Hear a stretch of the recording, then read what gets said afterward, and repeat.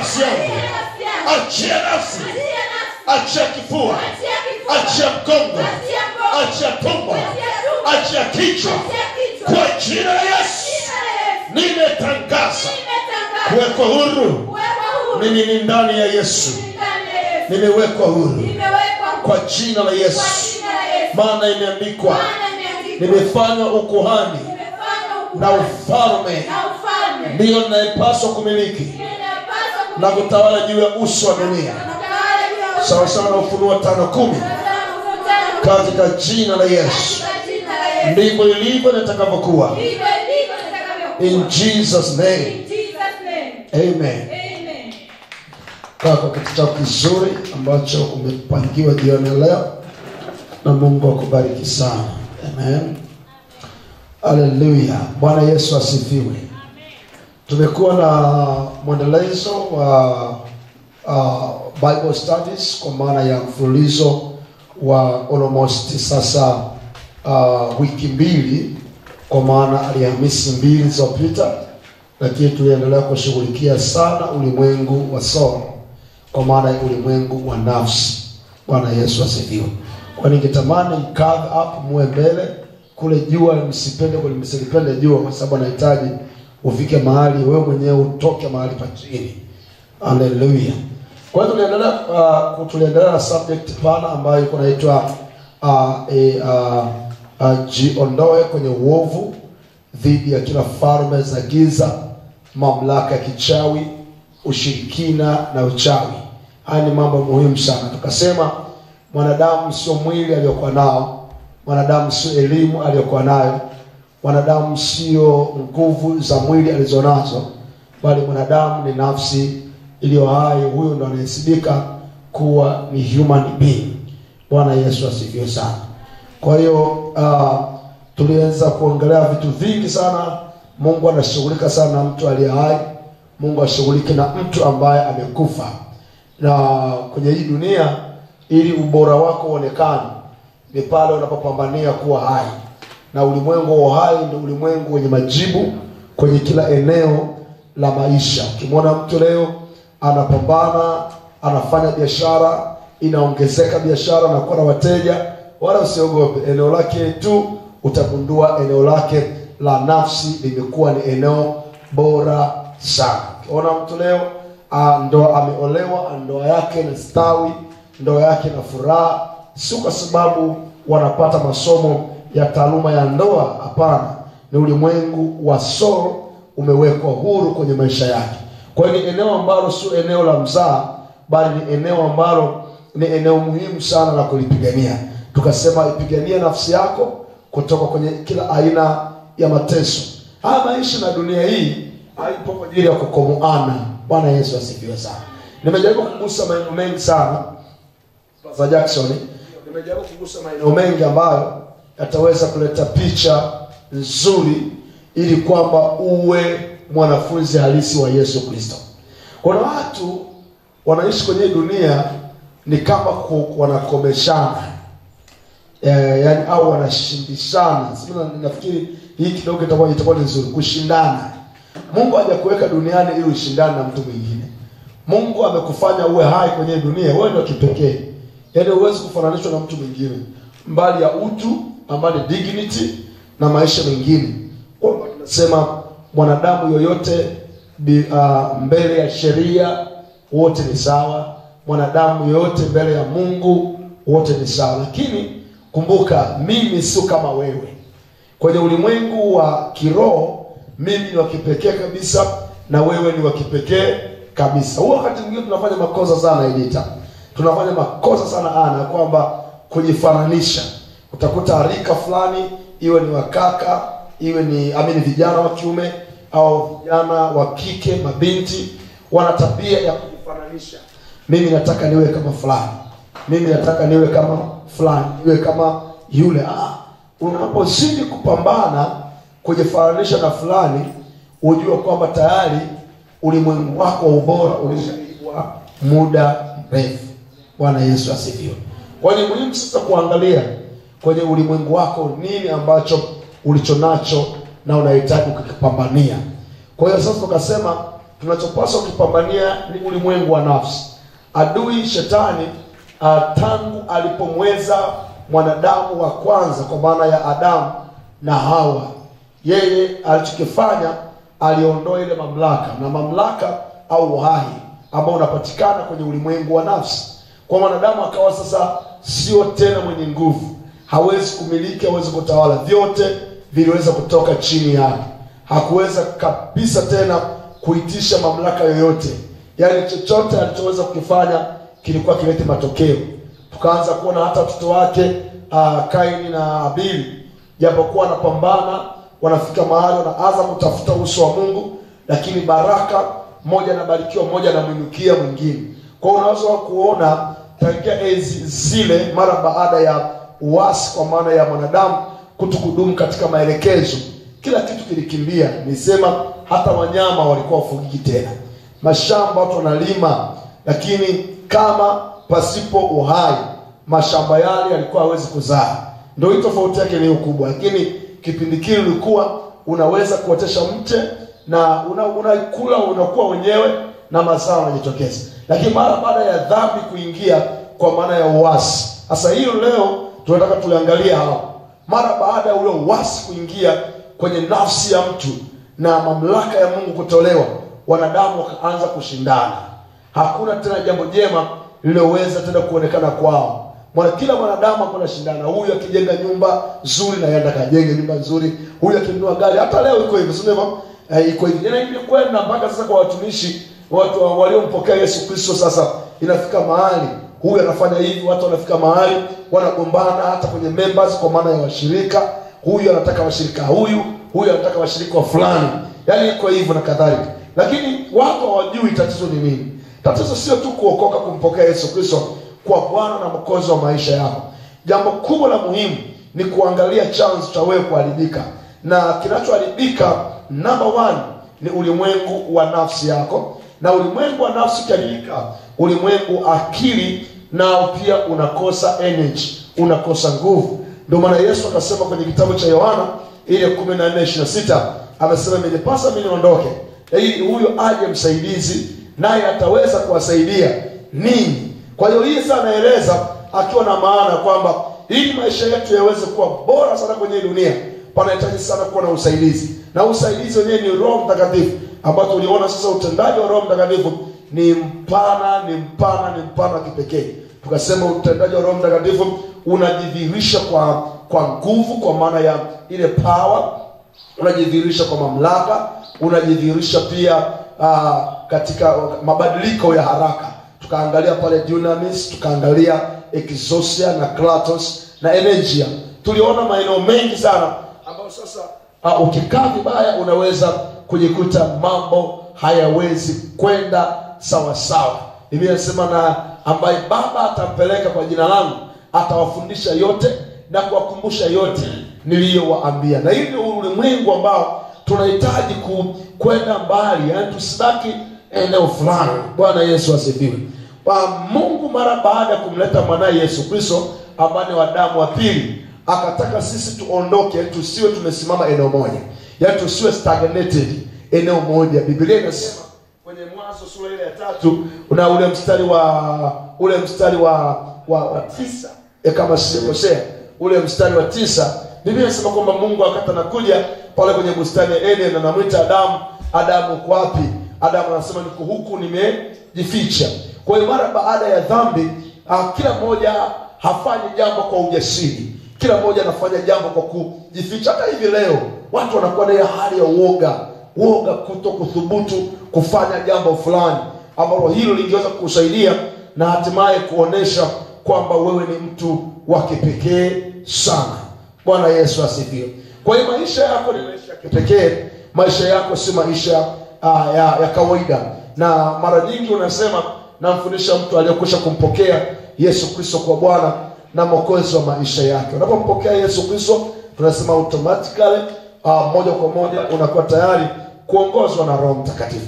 Lakini uvuvio wa Roho Mtakatifu unahitaji kujifunza. Ndio maana Yesu anawaambia wanafunzi wake ya kwamba bakini hapo kwenye Matendo ya Mitume ile sura ya 1 mstari wa 8, anasema bakini hapo mpaka mtakapo jazwa, mtakapojiliwa na nguvu, mtakapojazwa Roho Mtakatifu.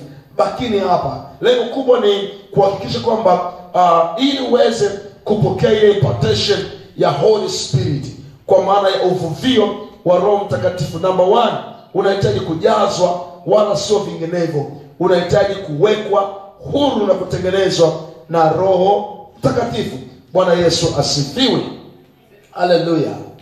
Bwana Yesu apewe sifa. Anasema lakini mtapokea nguvu akisha kuajilia juu yenu Roho Mtakatifu, nanyi mtakuwa mashahidi wangu katika Yerusalemu na katika Uyahudi wote na Samaria na hata mwisho wa nchi. Kwa kuna vitu ambavyo ukiangalia kwenye hali ya kawaida unakuta ule kabisa kuna ubora fulani ambao unaweza kufanya kuwa ni vizuri sana. Haleluya. Hebu tuangalie kwenye ile eneo ambalo muhimu sana kwenye subject ya leo. Tuangalie hapo. Bwana Yesu asifiwe.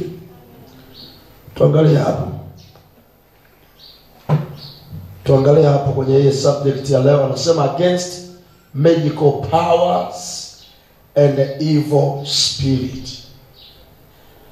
Dhidi ya nguvu za kichawi na roho za kimashetani. Nguvu za kichawi na roho za uovu. Amen. Evil spirits. Against magical power and the evil spirits. Kwa jina la Yesu. Somo linakuwa na upinzani sana. Hebu kila mmoja afike mahali, tengeneza nafsi yako kwanza. Yaani wote mnao ndani ya kanisa, tengenezeni kwanza sote. Msifiane, msichukue tu vitu rahisi rahisi. Kwa sababu na upinzani sana naona. Yaani from there mwanzo. Kwa lazima kuwa hivyo. Hebu tuangalie dhidi ya nguvu za kichawi na roho za uovu. Ile eneo ambalo muhimu sana kuliangalia na kwa umakini.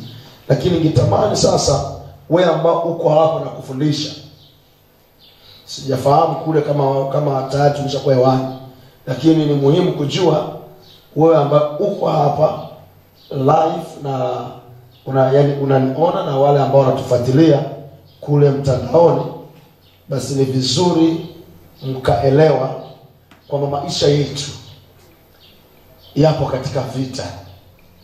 Na hivi vita vyetu ni vya siri sana. Narudia, vita vyetu ni vya siri sana. Na hatuwezi kushinda hivi vita ni mpaka pale utakapotambua, utakapoijua hiyo siri. Yesu alidumu na wanafunzi wake kwa muda mrefu sana. Alikuwa akiwafundisha kwa maeneo mengi na ya msingi. Lakini aliwaambia, kumbukeni tumeanza na Matendo ya Mitume sura ya 1, ule mstari wa 8.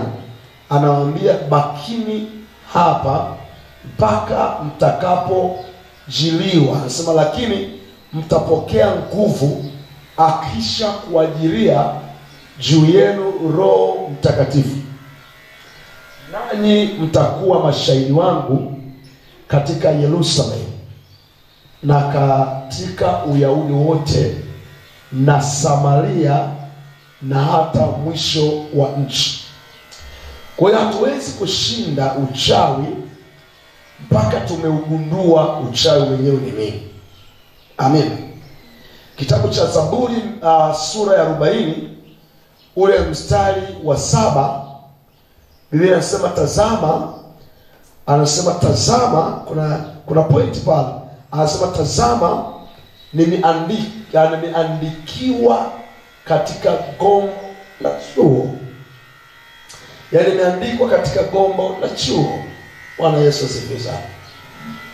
Bwana Yesu asifiwe. Bwana Yesu apewe sifa. Haleluya. Haleluya.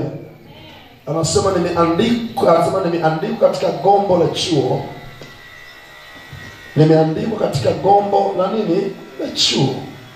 Ndipo niliposema tazama, nimekuja katika gombo la chuo, nimeandikiwa. Nimekuja katika gombo la chuo, nimeandikiwa. Kwa hiyo maisha uliokuwa nayo ni maisha ambayo yameandikwa somewhere. Ndio maana nikasema lazima tutafute source, chanzo cha tatizo ulilokuwa nalo ni nini. Kila unayemwona amefanikiwa leo na kila unayemwona ameshindwa leo, kuna eneo aliyeshindwa, kuna eneo amba ameshindwa kuelewa chanzo cha tatizo lilonalo. Aliyofanikiwa amefanikiwa kujua chanzo cha mafanikio yake. Anaelewa, sema mimi nangu. Kwa hiyo sasa kila ubaya unayokupata au mtu anakutana nao ni ulimwengu kabisa ambao upo. Sio hewani, upo kabisa, ni ulimwengu. Kwa hiyo mtu anatumikia ulimwengu ule, whether kwa kujua au kutokujua. Mostly kutokujua. Kwa sababu nikasema kumpokea Yesu Kristo kwa Bwana na Mwokozi wa maisha yako ni hatua ya mwanzo sana. Lakini tuweze kufika viwango vya kushinda na turudi kule kwenye ahadi za Mungu. Aliposema mtamiliki, mtatawala, mtaongezeka. Panahitaji siri sana. Na siri ni lazima uwe na uwezo wa kushinda ulimwengu wa nguvu za ukichawi, witchcraft, medical powers. Lazima. Hata kuna vitu ambavyo mnaweza kugundua ni nini kinachoendelea. Iko hivi, unaposema uchawi watu wengi wanafikiri ni kuruka kwa ungo. Si ndivyo? Watu wanafikiri kuruka kwa ungo, kumtokea mtu usiku akiwanga. Sielezi hilo. Hayo mavitu ni level fulani hivi. Mimi nataka tunikupeleke kwenye chanzo cha wewe kutokushindwa ni nini. Au kushindwa au kutokuweza jambo fulani, kutokufanikiwa kwenye ulimwengu fulani. Kuna eneo ambalo witchcraft, uchawi, ni ulimwengu mpana sana. Ni eneo ambalo adui ameliweza. Hebu angalia kitabu kile cha Mithali 6:26. Biblia inasema hivi, kwa malaya utafuta kipande cha mkate. Sivyo? Anasema kwa kahaba utafuta nafsi ya mtu iliyo thamani ili ainase. Tunapoeleza ulimwengu wa malaya, msichukulie tafsiri hii ambayo mnaielewa haraka haraka. Amen. Tuchukulie tafsiri ya ulimwengu wa kichawi. Wanaelewa, sema mimi na nguvu. Bwana Yesu asifiwe. Kwa hiyo anatafuta mchawi hatafuti mali tulizo nazo. Anatafuta kile kinachokufanya uwe na mali, uwe na nguvu, ambayo ndio tulitaja ya kwamba ni nafsi iliyo hai. Ni zaidi ya mgodi wa madini. Nilisema ni zaidi ya mgodi wa dhahabu.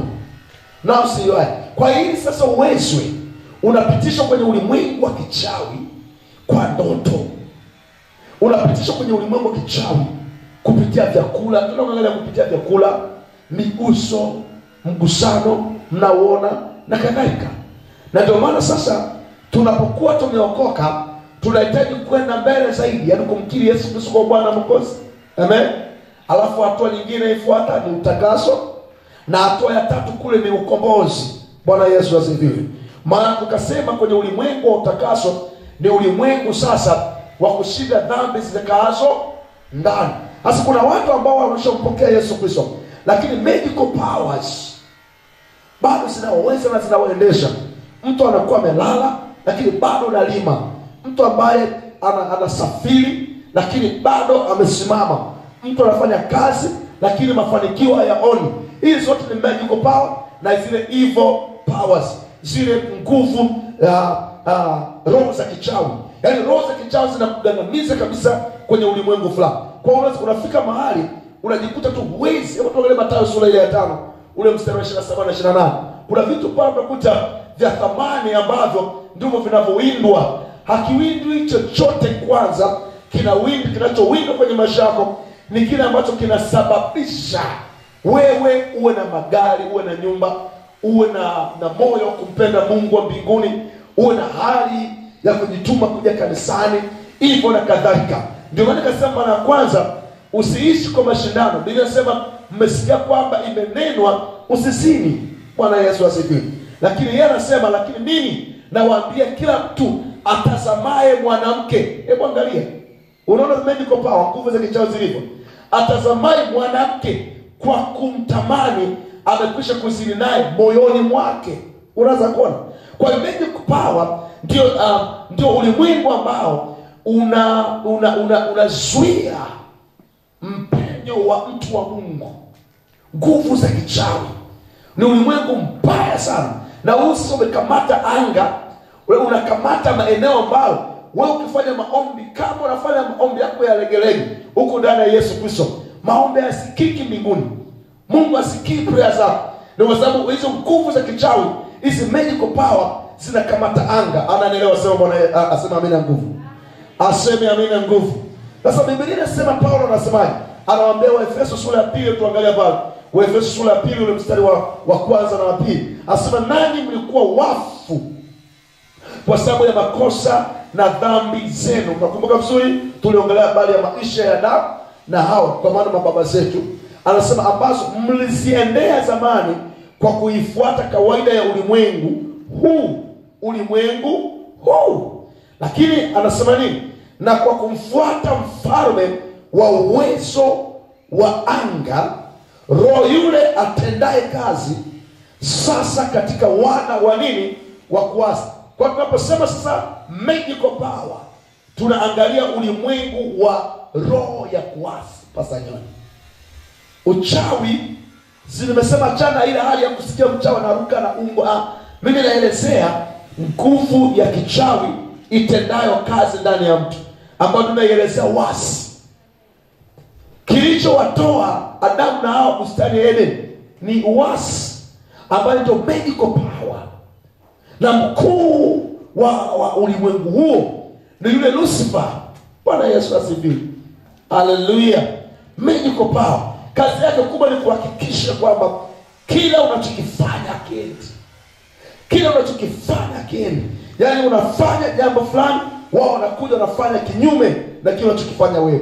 Ezekiel sura 21 ule mstari wa 21 mpaka ule mstari wa 23, Biblia inasema kwamba unaweza kuteswa au kuendeshwa na mambo ya kichawi, lakini usijue kama naendeshwa na mambo ya uchawi. Lakini katika ulimwengu wa roho, ninasema hali ya kuasi ndio uchawi na kueleza mimi. Hali ya nini kanisa? Hali ya kuasi. Maana hebu tuangalie. Maana mfalme wa Babeli alisimama penye njia panda, penye kichwa cha njia. Nikasema lazima mchawi anapotaka kukuweza wewe, ili audhofisha habari ya wokovu ulionao, mapenzi ya Mungu ulionao, ataangalia chanzo cha wewe kustawi. Bwana Yesu asifiwe. Na hicho ndicho atakukusanisha. Kilichokusanisha Adamu na Hawa na Mungu ni eneo ambalo waliambiwa wasilile ambalo tunda. Waliambiwa wasile tunda la mtu wa katikati. So walipokula automatically vitu vikaanza kuadimika. Mambo yote yaliyoahidiwa Adamu na Hawa kwenye Mwanzo sura ile ya kwanza mstari wa 26-28, mwanadamu aliahidiwa, vyote vikaporwa. Ulinzi haukuwepo tena. Sasa na Mwanzo 2:15 nimesema kwamba ailime ile bustani na kuitunza. Adamu akaanza kuwa mvivu. Hakuna tena kilichoendelea kwenye maisha. Kwa hiyo nguvu za kichawi ndio zinazoharibu sana kazi za Mungu. Mabinti, vijana wa kiume, kanisa limesimama, lakini ndilo ambalo linapingwa sana na hizo medical power na evil powers, kwa maana ya nguvu za kichawi na roho za uovu. Hizo lazima tukae, tusiposhinda ulimwengu wa uasi ambao nimesema ndio uchawi wenyewe. Ulimwengu wa uasi, sijasema ile hali ya kuruka katika anga. Umeelewa? Hebu angalia huyu mchawi anamganga, anasema maana mfalme wa Babeli alisimama penye njia panda, penye kichwa cha njia hizo mbili, ili atumie uganga. Alitikisa mishale huko na huko, akaziuliza terafi, akayatazama maini. Tena pale mpaka mstari 23, katika mkono wake wa kuume alikuwa na kura ya Yerusalemu. Hebu angalia pasaje unapobebwa hapo. Ya unabebwa kabisa kwenye mkono. Unaanza kutamkiwa. Unafikiri mtu anaruka? Wewe hajaruka. Ameenda kwenye njia panda, alafu amebeba jina la mtu, alafu anaanza kulisemea. Ni manuizo, ni matamko yanatamkwa, anaanza kusema. Bwana Yesu asifiwe. Watu wengi wanaweza, last time nilisema kinywa chako sio kula ugali. Wangapi wanakumbuka vizuri? Kinywa chako, mdomo wako sio kula ugali, ni zaidi ya kula chakula, ni zaidi ya kula pilau, ni zaidi ya kula burgers. Kinywa chako kinabadilisha. Tuliona sura ya Mwanzo, usidisplay Mwanzo sura ya kwanza mstari ule wa kwanza na wa pili. Mungu alisema tu iwe nuru, nuru ikatokea. Bwana Yesu asifiwe. Akasema tu iwe nuru, nuru ikatokea, giza likakimbia. Kwa hiyo angalia, mganga amebeba jina la mtu, amebeba kura ya Israeli, ameenda katika nchi ya panda. Anasema katika mkono wake kuume alikuwa na kura ya Yerusalemu, mji. Yaani amebeba mji kabisa, amebeba mji wa Ihumwa, amebeba mji katikati pengine ya Dodoma au mtaa fulani, yeye kufanyia witchcraft. Ndio maana ukashangaa, unaweza kushangaa ukapita kwenye mitaa, ukapita katika mkoa mmoja, mtaa fulani umefifia sana. Utakuta kijiji fulani maendeleo hakuna. Kijiji hiki kina maendeleo, kinachofubasha maendeleo siwepo. Chawi. Tukwenda kuangalia kule mbele. Magical powers. Hizo ndizo zinazofisha. Ni hali mbaya kabisa kwenye dunia. Asema kuviweka vyombo vikubomolea. Anatangaza kabisa ndani kwamba huyu mtu au hii jamii au pengine eneo hili, kila atakayejenga nyumba ifubaye, kila mtoto wa kike atakayezaliwa, usilale tafadhali, unisikize vizuri, usilale, unisikize vizuri. Kama uko hapo na lala na kuomba ondoke, sikiliza vizuri, kwa sababu wachawi ndio wanao anzisha vurugu ili mwili wa Kristo usijengwe.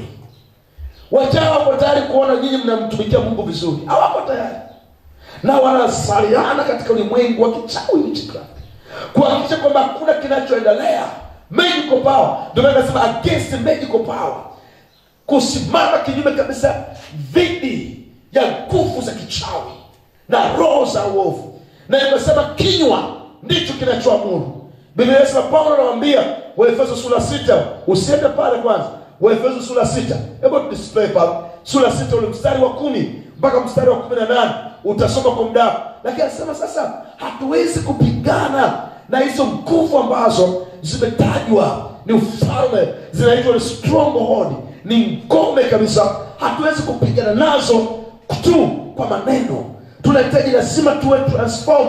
Ndio maana kwenye Warumi 12 ule mstari pia za mbadilishweni, asa be thy transform, mbadilisho kabisa ili tufanyike kuwa hai, na lengo la kubadilishwa kufanyika kuwa kushinda. Bwana Yesu asifiwe. Kuzishinda zile falme, kushinda hizo nguvu za giza. Saidia kusema amina nguvu. Hatimaye mzidi kuwa hodari katika Bwana na katika uwezo wa nguvu zake. Tuende mstari wa 11 na 12. Anasema hivi. Anasema mstari wa 11 anasema hivi. Let's go there. Anasema kwa hiyo silaha zote za Mungu mpate kuweza kuzipinga hila za shetani. Mpango wa adui ni mbaya, wachawi ni wabaya. Moja ya vitu ambavyo Mungu alikuwa anashughulika navyo sana kwenye dunia, amen, ni uchawi. Na akasema kabisa usimwache mwanamke mchawi akaishi. Hasa mwanamke ni eneo ambalo sio jenda peke yake, ni zaidi ya jinsia. Usimwache mwanamke akaishi. Pale wao tunahitaji kwenda kwenye spiritual realm. Kwa kinywa kinahitaji kitengenezwe kushinda ulimwengu wa kishirikina, ulimwengu wa uchawi. Biblia inasema Danieli sura ya 7 ule mstari wa 25, kama unaweza kusema, naye atanena maneno kinyume chake aliye juu, naye atawadhofisha watakatifu wake aliye juu. Yaani hebu angalia witchcraft hivi. Sio anaruka pasanyo. Huyu tumesema amesimama nje panda, anafanya uharibifu wa kutisha. Yuko pale. Kazi yake kubwa ni kuhakikisha kwamba watenda kazi katika ufalme wa Mungu. Hakuna kinachoendelea pale. Witchcraft ni mbaya sana kwenye dunia. Unapaswa kushinda katika jina la Yesu. Shinda witchcraft katika jina la Yesu. Haleluya, kanisa zuri la Mungu. Bwana Yesu asifiwe. Kwa hiyo lazima tufike mahali tuanze kusema kwamba nini kinaendelea kwenye hii dunia. Tujue kwamba adui yetu namba moja ni uchawi. Kwa uchawi kwenye maisha ya kawaida umebaki kuwa ni tatizo ndani ya maisha ya mtu. Maisha ya mtu binafsi ni tatizo, lakini zaidi kwa kanisa la Mungu. Zaidi kwa kanisa la Mungu, uchawi umekuwa ni tatizo. Hebu angalia watu wasema watanena maneno ya kinyume. Yaani wewe unatamka natangaza kubarikiwa, yeye anasema laana impate mtu, baraka zisiambatane na mtu. Vinatamkwa vitu vya ajabu kabisa. Bwana Yesu asifiwe. Haleluya kanisa. Haleluya. Wanaelewa watu wasema mimi nako. Na naelewa vizuri. Tunasema msifanye mzaha kwenye maisha ya huduma. Kumtumikia Mungu usikule vitu rahisi sana. Yaani unasema naenda kanisani, naenda kuongeza idadi kwenye kuwa mshirika fulani. Yaani nenda mbali. Nenda mbali. Si kwamba tu mradi ukae kwenye kanisa unasubiri kuzikwa. Achana ya mambo. Go there beyond the level. Fika mahali kuna watu ambao leo wanaishi kwenye dunia ni kutaka tukujiposition ili wafanikiwe tu kwamba wahesabiki wao wameokoka. Hapana, ni zaidi ya kuokoka. Kinachorudisha nyuma kwenye dunia ni uchawi. Kwa uchawi bado umekuwa ni ufalme wenye nguvu, lakini pia ni silaha ya mwisho kabisa ya vita vya kiroho. Umekuwa ni nguvu, lakini silaha ya mwisho kabisa ya vita vya kiroho ambao adui anatumia. Tukasema sio mpaka mtu aruke kwa ungo, ile roho tu kukatalia fulani jambo hili sitokee. Ile hali tu kutokufurahia wewe mafanikio yako. Hayo tunasimama hivi. Hataki kuona unafanikiwa. Hali ya kuona tu ndani ya kanisa. Yaani witchcraft hiyo inayoeleza mpaka church. Watu wanasemana vibaya. Mtu anafika mahali anamsema mwenzio vibaya, kwa maneno, kurushiana lawama, kuonyana, mtu kuonywa hataki. Hii zote ni aina za witchcraft. Yaani kinachoeleza ni ile hali ya kupinga ubora ndani ya mtu. Hii inaitwa witchcraft. Ni magical power. Mtu anakuwa nao. Yaani mtu anakuambia bwana, hili hapa ni kosa, rekebisha. Unasikia kwa nini niseme? Unasikia ile hali ya kupinga. Tunakwenda kuangalia kwa mbele. Hali ya kupinga inafika mahali ni pabaya sana. Hebu tuangalie Ufunuo sura ya kwanza, ule mstari wa Ufunuo sura ya 17, ule mstari wa 3, alafu tutakwenda mstari wa 7, alafu tutakwenda mstari wa 8. Ufunuo, the Revelation. Tuangalie sababu akanichukua katika roho hata jangwani. Hata wapi? Tuliona Ezekiel 21:21 anasema ule mfalme wa Babeli amenaja panda, amechukua maini, anaanza kusema na watu, anaanza kusema na mji Yerusalemu, anautakia mabaya Yerusalemu. Unaweza kuona kumbe inakuaje kwenye mji wetu mambo hayaendi. Anasema akanichukua katika roho hata jangwani, nikaona mwanamke ameketi juu ya mnyama. Unaweza kuona mchikavu anafanya kazi juu ya nini kanisa? Juu ya mnyama. Anasema mwekundu sana, mwenye kujaa majina ya makufuru, mwenye vichwa 7 za pembe 10. Tuache hii hali ya kwamba huu ni uprofeti, hii ni unabii. Lakini hebu angalia tu jinsi medical power inazofanya kazi. Yaani amechukua mnyama, alafu huyo mnyama anaandika majina kadhaa. Makufuru, kifo, mauti, magonjwa, aibu, fadhaa. Yaani kuna vitu ameandikwa mnyama. Anasema ule mstari wa ngapi tumefika? Ule mstari wa 7 twende na wa 8. Tuna mstari wa 7 na 8. Ule mstari wa 7 wa 8. Yes. Na yule malaika akaniambia, kwa nini kustaajabu? Nitakwambia siri ya mwanamke huyu na ya mnyama huyu amchukuae, mwenye vile vichwa 7 na zile pembe ngapi? Pembe 10. Mstari wa 8 anasemaje? Anasema yule mnyama uliyemuona alikuwako, yani alikuwako, naye hayuko, naye yu tayari kupanda kutoka kuzimu. Kanisa linapofika mahali linapofamiwa na roho ya uasi, uchawi, uovu unaendelea. Ndio maana kanisa lisiwe eneo la mazoea. Vijana, kanisa lisiwe eneo la mazoea. Wamama, kanisa lipaswe kuwa ni eneo la mazoea. Wababa hawapaswi kulizoea kanisa wanavyotaka wao. wanahitaji kushinda sana hiyo spirit ya nini? Ya uasi. Amen. Bwana Yesu asifiwe.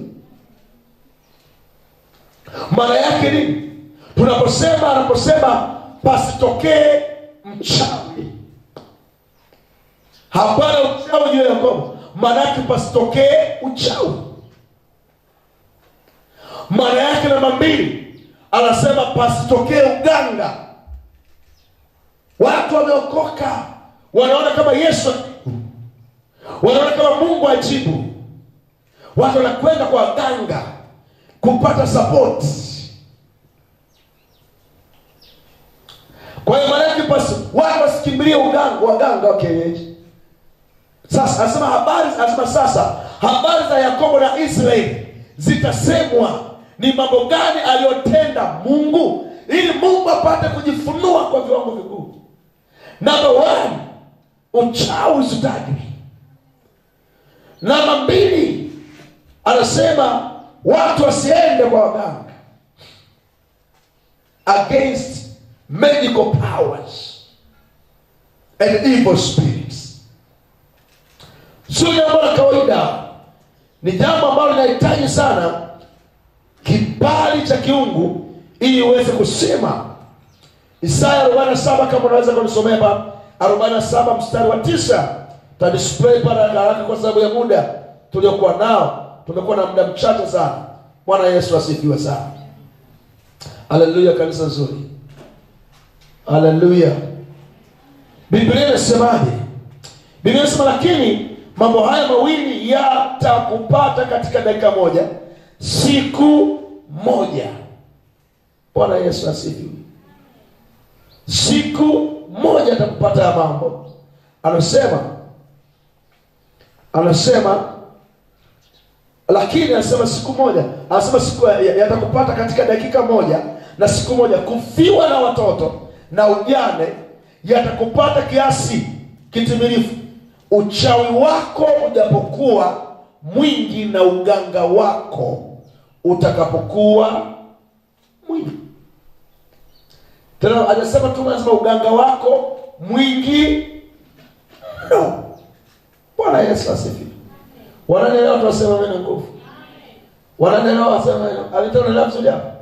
Kwa hiyo tukasema witchcraft tunaielezea hapa si kuruka na ungo. Tunaangalia sana ule ulimwengu wa uasi ndani. Kwa hiyo kataa kabisa kubaki pale kwenye ulimwengu wa uasi. Uasi ustajwe kabisa kwenye maisha yako. Nisaidie kusema amina nguvu. Haleluya. Maana pasiwepo na uchawi, pasiwepo na mtu anayekwenda kwa mganga, pasiwepo na mtu anayesoma nyota, pasiwepo na mtu ambaye mwenye kusema wenzake, mwenye kupinga wenzake. Hili kanisa linahitaji na cooperation. Biblia inasema lazima tutafute ulimwengu wa oneness. Sema oneness. Kuwa na wamoja. Tunapokuwa na umoja, kwa umoja, kila jambo linafanyika katika ushindi mkubwa. Twende mwanangu pale Hesabu sura 24 tuangalie ule mstari wa kwanza. Unazoona uchawi kiingia eneo fulani, kila unachokifanya hakiendi. Anzisha biashara haiongezeki. Uolewe au uoe, ndoa haifurahi. Kwa sababu witchcraft. Asa basi Balaam alipoona ya kuwa ilimpendeza Bwana kuwabariki Israeli, hakwenda. Unaweza kuona? Hakwenda kama hapo kwanza ili kutafuta nini? Uchawi, bali alielekeza uso wake jangwani. Bwana Yesu asifiwe. Hallelujah. Witchcraft ni mbaya. Yaani kutazama hivi. Kuna watu wasikia kama huyu ana nyota. Yaani anakuona kabisa huyu ni potential. Wanakuharibia. Kwa namba 1, cheza na ulimwengu wa nafsi yako. Nimesema nafsi yako inahitaji kuhifadhi na tunza kuliko vitu vyote, ili witchcraft isitese. Acha nyumba yako, acha magari yako, linda sana nafsi yako, linda sana moyo wako kuliko vitu vingine vyote unavyolinda, ili kwamba uasi usiingie kwenye moyo, uasi usiingie kwenye soul, kwenye nafsi. Haleluya. Haleluya. Bwana Yesu asifiwe. Uchawi sio jambo la kawaida. Unataka kuniuliza baba sana kwaje? Uchawi hatuwezi kumaliza mara moja. Mnakumbuka Paulo anasema, anawaambia Waefeso. Tumeona pale sio? Waefeso sura 6. Ukienda pale mstari wa ule mstari wa 12 mpaka mstari wa 18. Paulo anawaambia Efeso, sikilizeni, hatuwezi kushinda hapa hivi. Hii Efeso hii ina witchcraft ya kutosha. Ina uchawi wa kutosha. Tukipigana nao mwilini hatuwezi. Niliona kule Shinyanga wazee wanapigwa bakora. Tabora. Shinyanga, Tabora, yes. Wazee ni macho mekundu wanapigwa. Wengine mpaka wameuawa. Uchawi hatuwezi kumaliza kwa namna hii. Kwa sababu witchcraft ni roho. Ni roho iliyo asi. Moja ya kazi hiyo uchawi ni kuhakikisha inakufanya uwe chini tu, ubakizwe sehemu fulani. Furaha yao ni kuona kwamba utoboi. Furaha yao ni kuona kwamba usonge mbele. Furaha yao ni kuona kwamba uendelee. Witchcraft, uchawi ni mbaya sana. Nani kutari kuovercome uchawi? Nani kutari kuovercome uchawi? Taangalia sehemu ya pili. Uchawi tumalizi hivi. Hebu tuangalie Wafalme wa pili mwanangu. Wafalme wa pili ile sura ya 17 na ule mstari wa 17. Paulo anaeleza hapa tunahitaji kushindana kwa miili.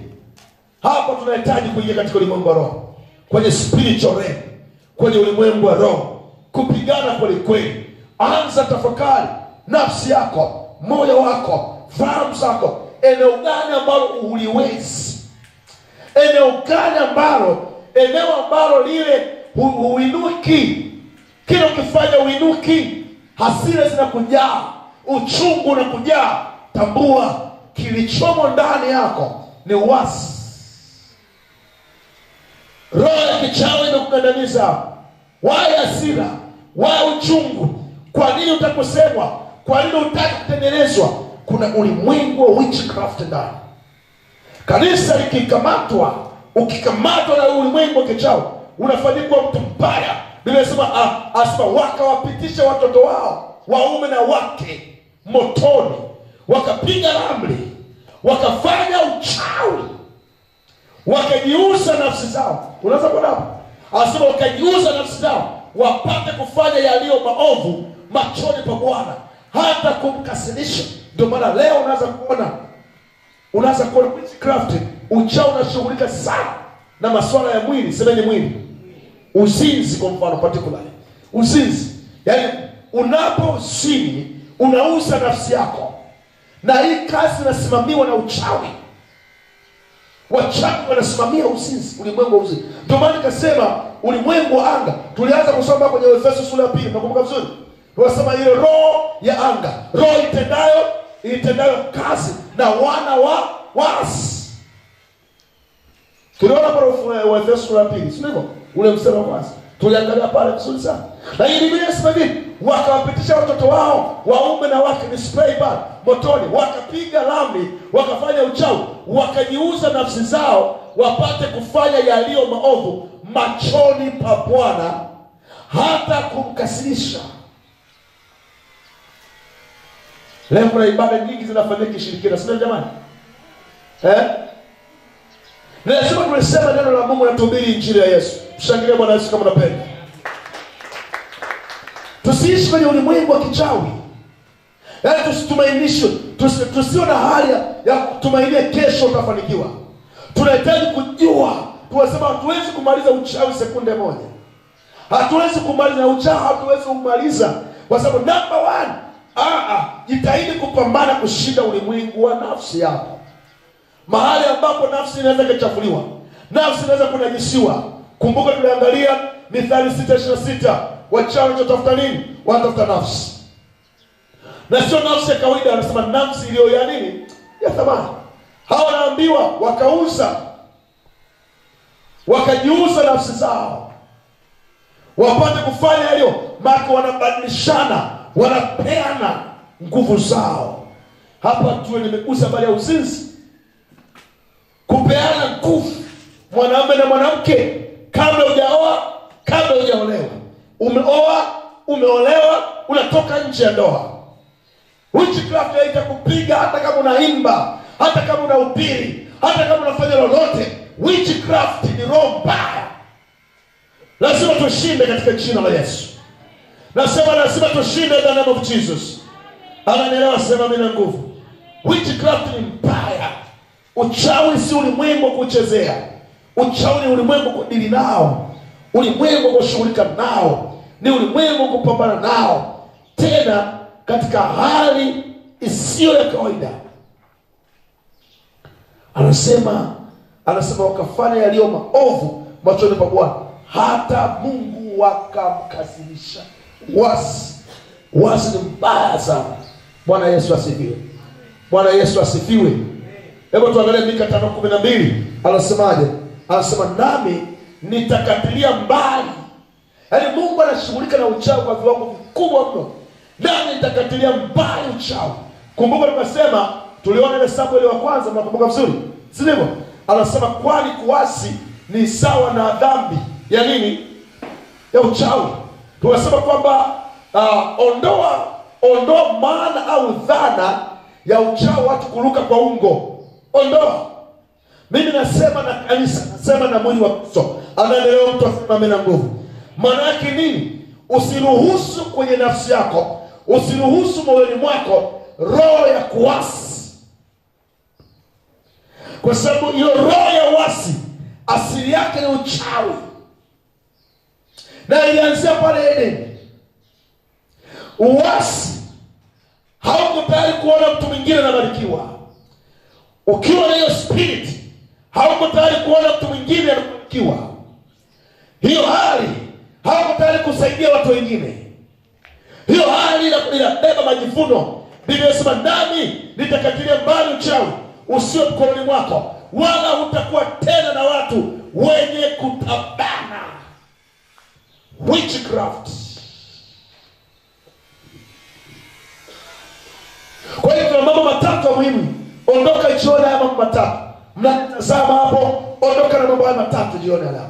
Tunapoelezea habari ya witchcraft, asimama kutabana, ondoka na haya matatu. Number 1, was. Number 1 was. Number 2, weave. Number 3 imesema nini? Number 3 kanisa imesema nini? Uzinzi. Tumekuja kwa mwanadamu.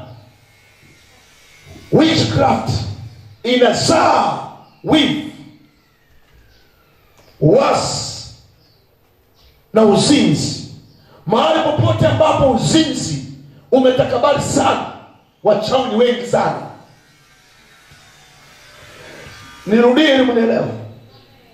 Mahali popote ambapo uzinzi umetakabali, yani uzinzi, starehe za uzinzi za mwili, wachawi, waganga wa kienyeji wako hapo. Kwa sababu uchawi, uzinzi ni sadaka.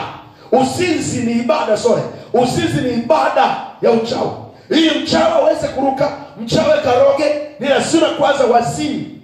Kwa hiyo wanaambukiza vijana wadogo, mabinti au vijana wa kiume, lazima watalala. Utashangaa kwenye ukoo, vibinti vidogo vidogo vizinzi vibaba vinalala na vibinti vidogo. Au unaweza kuona katika hiyo familia, katika hiyo jamii, au katika mtaa, au pengine hata mkoa, hata ni nchi kabisa. Unaona kabisa, ukienda mataifa mengine, watu wanajiuza mchana. Yaani tayari ukahaba unalipiwa kodi kama mnavyolipa TRA. Sasa hii ndio ulimwengu. Unakumbuka mwanangu tunasema Efeso ngapi? 2:1. Unakumbuka kwanza? Hebu rudi tena pale, wakumbushe vizuri. Urudi tena pale. Hiyo tukumbushe vizuri wanatufuatilia. Unaweza kuona kampeni kubwa ya shetani ambaye Lucifer amekamatwa, yupo kuzimu mpaka sasa. Hajaruhusiwa bado, ni kuhakikisha kuwafanya believers waliomwamini Yesu Kristo wasiwe na matokeo chanya. Tusiwe na mwendo, tusisogee mbele, au tuone mambo mengine kuwa ni mambo ya kawaida.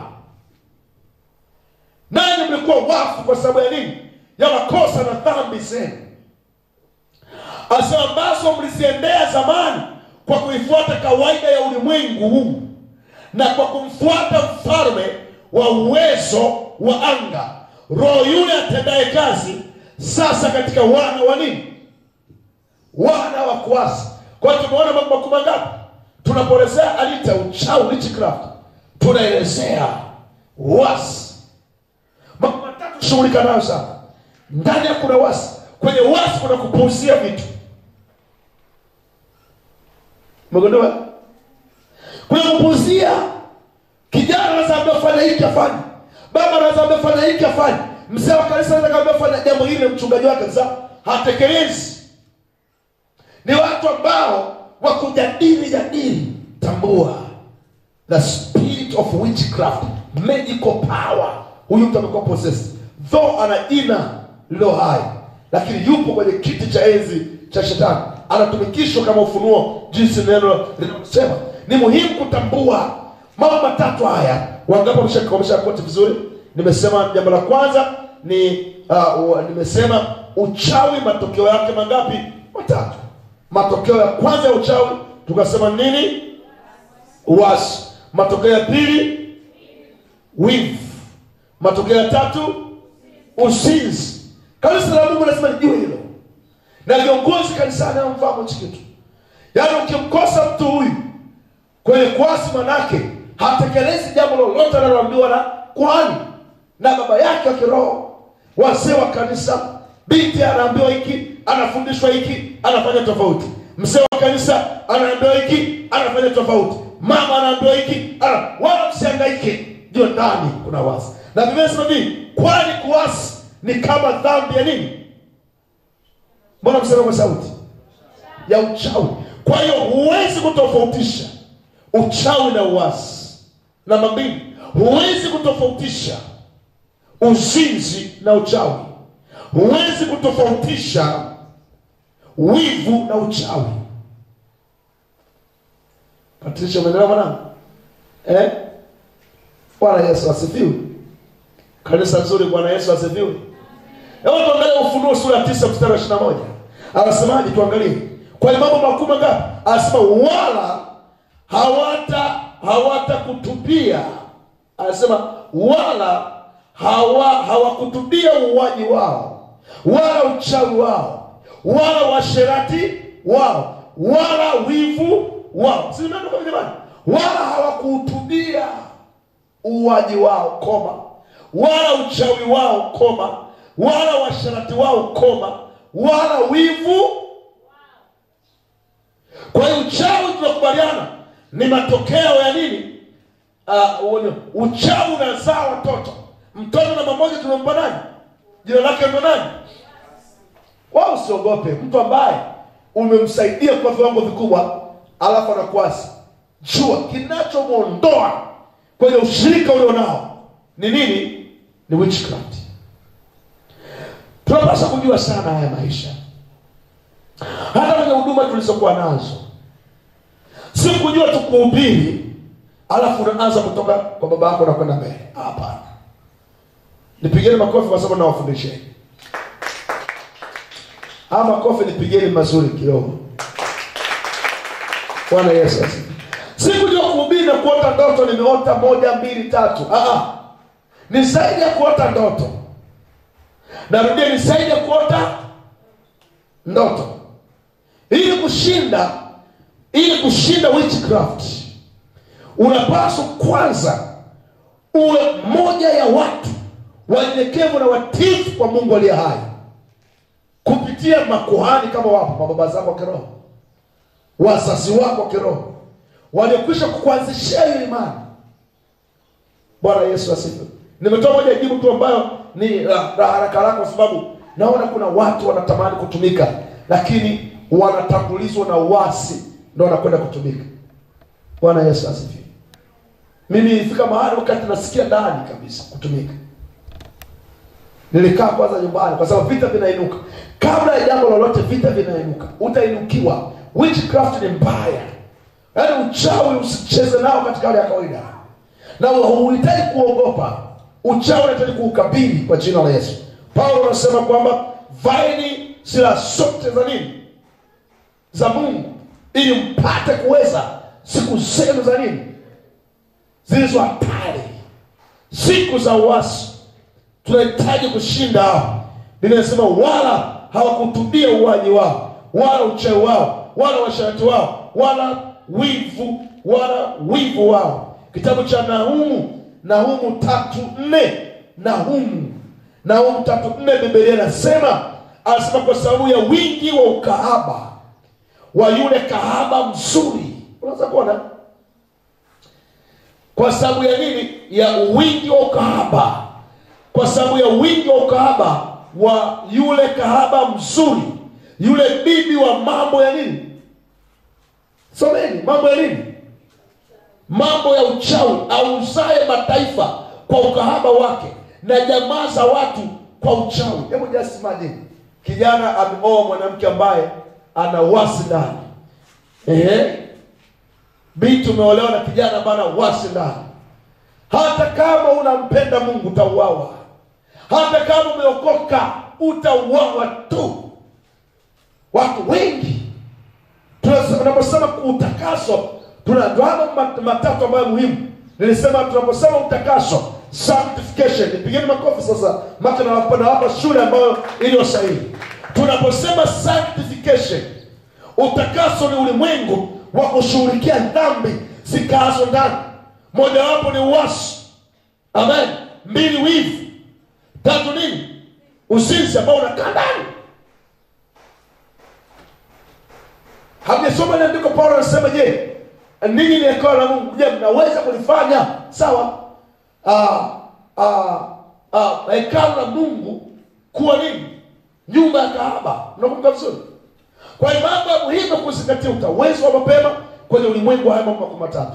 Ukiweza kwenye ulimwengu wa uasi, gundua haraka sana, tubu, tengeneza. Hapo kitabu cha Nahumu anasema kwa sababu ya wingi wa nini? Wa ukahaba wa yule kahaba mzuri, yule bibi wa mambo ya uchawi, auzaye mataifa kwa ukahaba wake na jamaa za watu kwa uchawi wake. Hapa anatajwa kama nani? Anatajwa kama bibi. Mnakumbuka? Anatajwa kama bibi, tajwa kama wazee. Tuliona kwenye kitabu cha Hesabu sura 22, wakaitwa wazee, sio? Wakaja. Kwa hiyo nasema operation ya mahali popote tunapaswa sasa kama kanisa, as a church, moja ya kazi muhimu kushinda kwenye ulimwengu wetu ni kupinga nguvu za kichawi. Sema katika jina la Yesu. Sema kwa jina la Yesu. Ninapinga uchawi. Ni lazima Mungu akupe ulimwengu wa kushinda, sio kutamka tu na kuacha. Unaweza kwa vitu vingi sana. Kuwa makini na vitu unavyopokea. Kuwa makini na watu unaokuwa nao. Kuwa makini sana kuliko vitu vingine vyote. Unakula nini, unavaa nini. Kuwa makini sana hivi vitu. Sasa kusema amina. Bwana Yesu asifiwe. Ametajwa hapa. Ametajwa. Kwa hiyo kama ametajwa kama bibi, lazima tufike mahali tukubaliane sasa. Uchawi unaunganisha familia. Yaani uchawi unaweza kuunganisha familia nzima, na familia nzima ikajikuta ina hali ya magombano. Sio umesikia watu wanauana wenyewe kwa wenyewe, sio hivyo? Mmesikia binti moja kule juzi, I don't know, kule Uchagani kule, ameua watoto wake na yeye mwenyewe kajitoboa kisu. Ameua watoto wake kwa sababu tu mume wake alimuona amecheat, ametoka nje ya ndoa. Kwa hiyo sasa hiyo peke yake, hawa watoto wawili ambao wamezaa vizuri akawaua kwanza, akajitoboa mwenyewe kichwani, sio tumboni, sio wao. Watoto wamekufa kabisa, yeye amekutwa yuko hoyo, wamempeleka hospitali, yeye ndio wanamtibia sasa yuko mzima. Kwa hiyo uchawi unaweza kuunganisha my daughter hapo nini? Unaweza kuunganisha familia nzima, the whole family. Ndani ya familia ametajwa bibi hapa. Kwenye Biblia inasema hivi, mwanamke mchawi hapaswi kuishi. Lao sema ndio. Kwa nini? Kwa sababu mwanamke ameumbwa spiritual. Mwanamke ametokana ubavu, hajaumbwa kulingana nini, hajafinyangwa.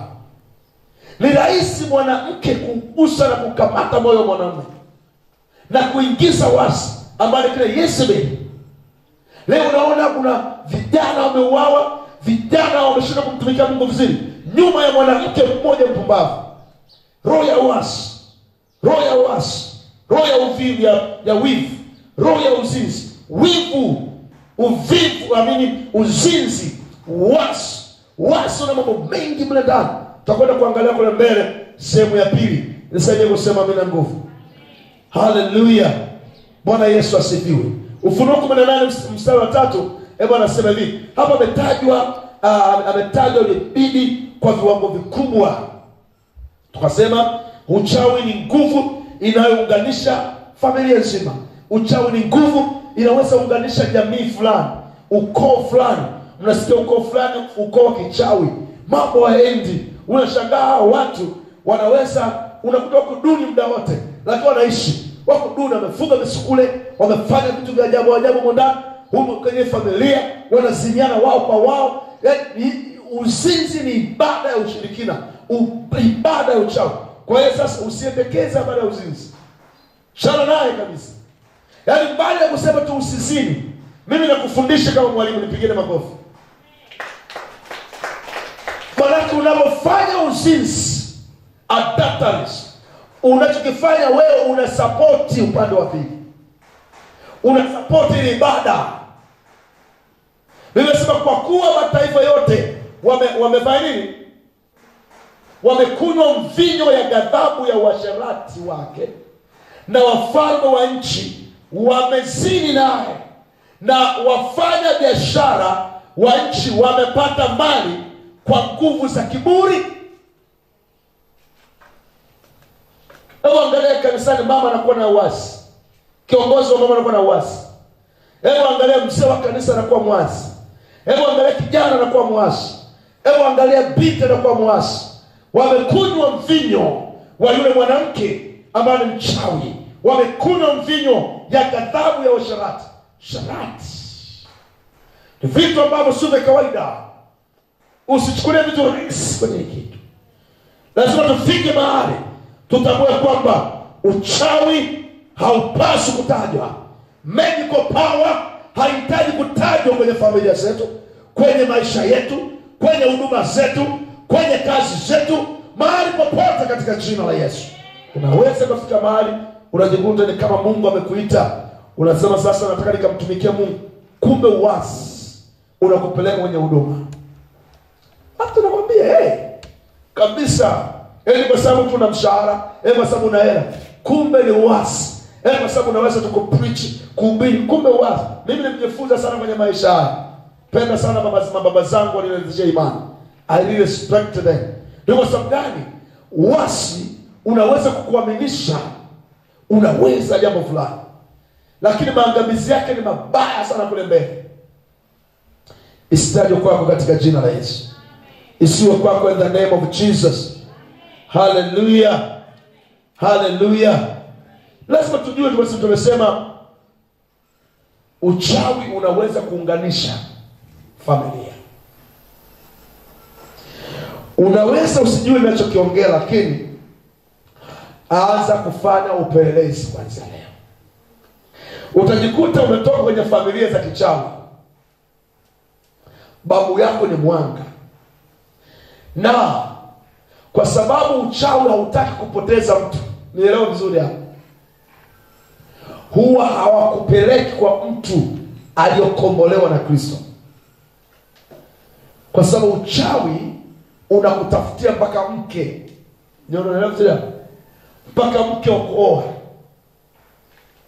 mpaka mwanaume wa kuolewa naye. Ni moja ya kazi. Unaungamanishwa tu kwenye eneo ambalo kutarajia eti mkikaa mkalala kwa mpira story, unasikia babu yangu mimi alifanya moja mbili tatu, babu ilikuwa hivi na hivi. Ni witchcraft. Ni lazima kuingia tena, sio kelele mama, sio unaingia katika hali ya kawaida. Ingia kabisa, sema mimi naondoka katika ulimwengu wa uasi. Ni roho mbaya inakutafutia mke, inakutafutia mume, inakutafutia rafiki wa karibu sana. Lakini pia uchawi umeenda mbali sasa. Kumbuka hata nilisema witchcraft, unaweza kukutana na mchungaji kabisa lakini mchawi. Watumishi wa Mungu ni wachawi kabisa. Wameacha tu kupiga manyanga, wanavaa suti sasa, wanataja jina la Yesu. Wao unakuta moja ya kampeni sasa hivi, ngoja niongee vizuri, mniangalie vizuri hapa. Moja ya kampeni sasa hivi ya shetani, amepeleka maagents wake kwenye madhabahu kabisa.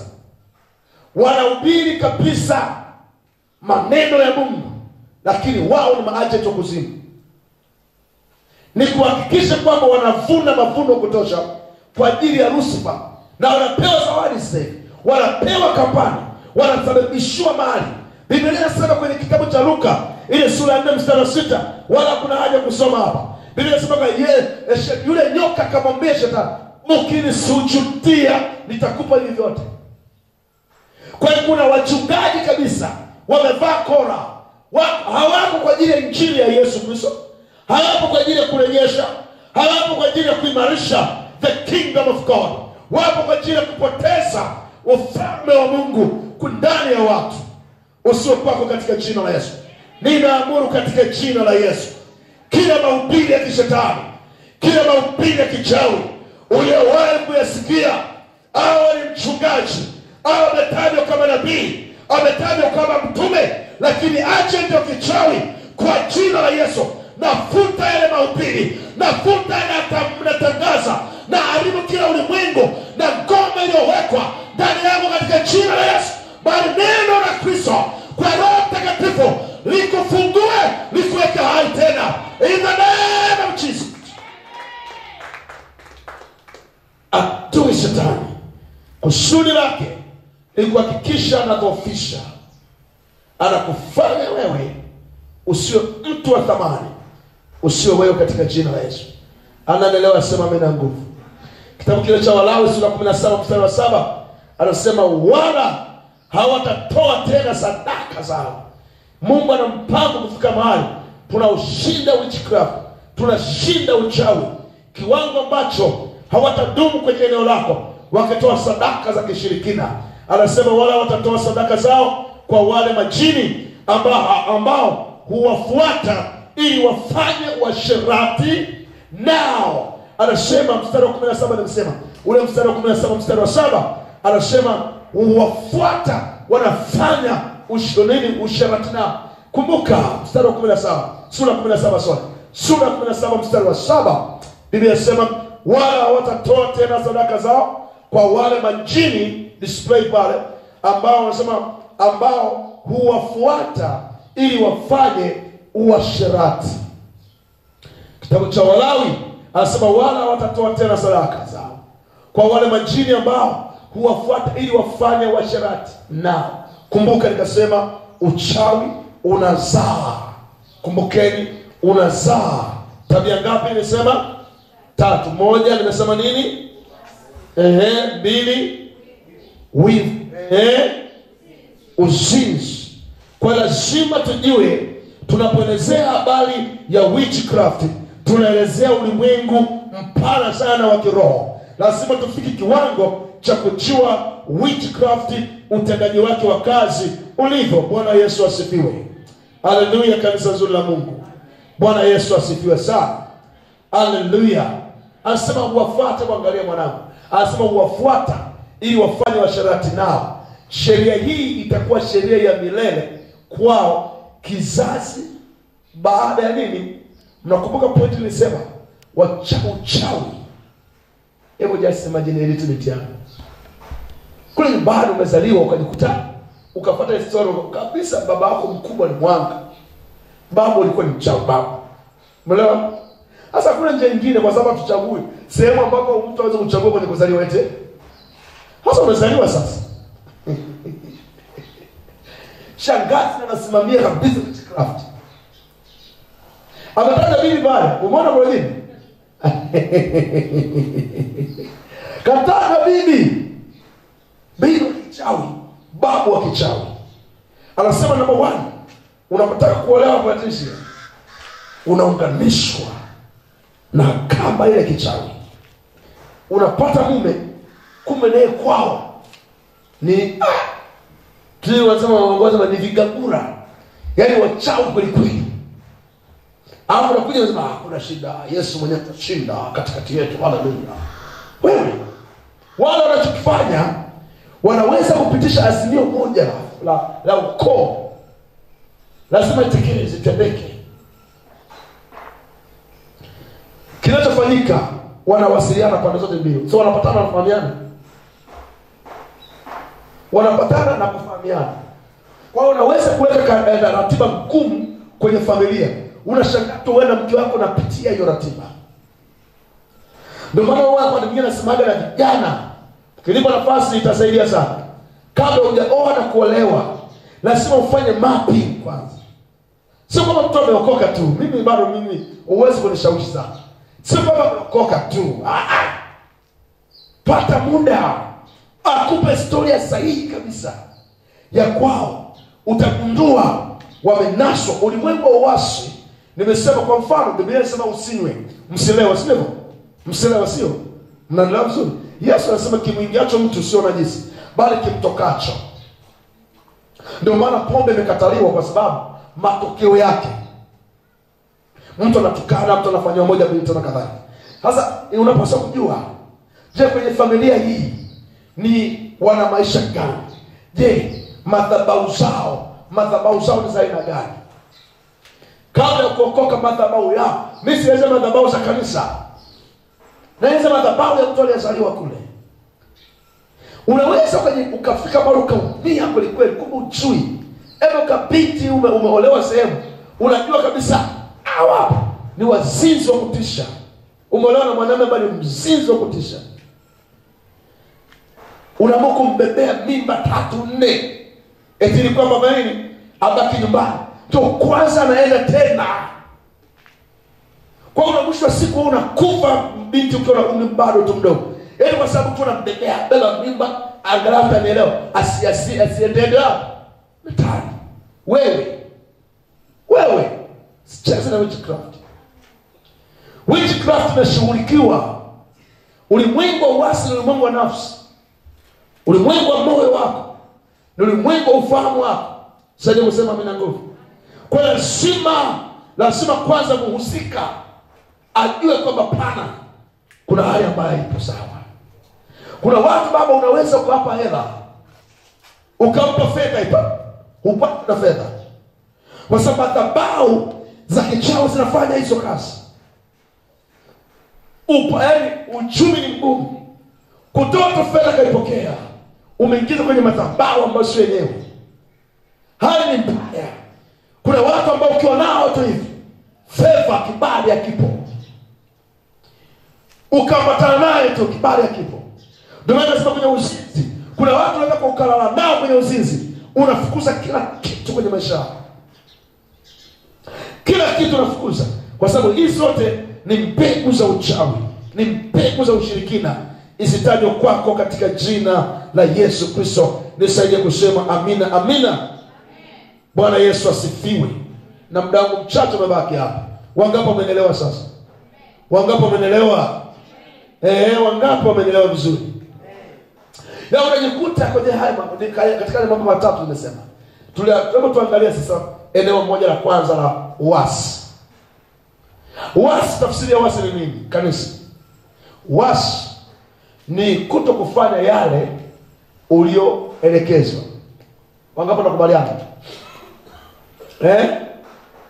Hiyo kwa kutii, kwa maana kwa kutekeleza, au kutokufanya hivyo.